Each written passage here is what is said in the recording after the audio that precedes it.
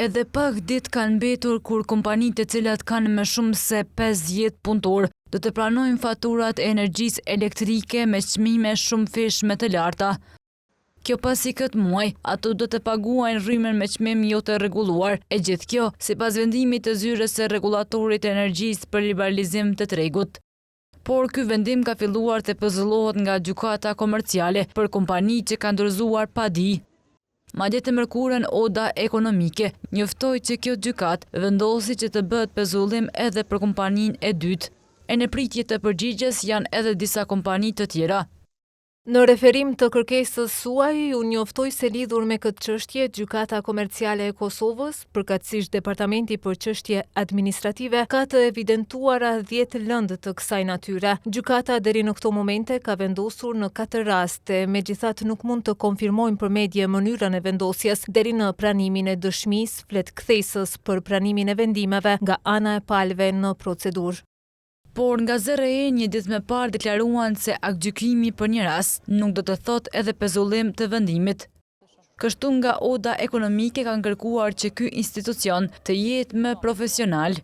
Si është e mundur tani një biznes i cili ka një aktvendim të gjykatës me ndajt me çmim të rregulluar, me vepruese, me operu me çmim të rregulluar, ndërsa biznesi i cili është në pritje të vendimit të gjykatës me najt një tregun e lirë dhe mu dëmtu kur ne prodhojmë të njëjtin produkt. Atëherë ti si zyra rregullatorit të energjisë elektrike po shkakton jo konkurrencë, edhe peprish komplet tregun dhe peprish komplet përshkatron biznesin dhe ekonominë e vendit. Sipas avokatit Qendrim Arifi, zyra e rregullatorit ka të drejtë juridikisht, pasi masa e përkohshme nuk e pezullon në tërësi liberalizimin e tregut të energjisë. Megjithatë, Arifi thotë se ZRE duhet ta shqyrtojë një gjë të tillë.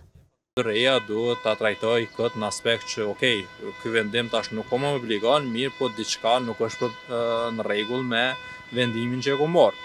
Sepse në fund ditës është institucion publik edhe ZRE-ja dhe punon ose është dashur punu për dobi dhe interes të gjithë qytetarëve. Në një letë drejtuar kryeministrit në detyrë Albin Kurti, Oda Ekonomike ka bërë thirrje që Kosova të marrë veprime konkrete në kohën ku parashikohet shtrejtim i mëtejm i energjisë. Nga Oda Ekonomike kanë thënë se të gjitha bizneset do të paraqesin padinë komerciale, madje pas marrjes së faturave të para do të bëjnë padi për kompenzim të dëmit.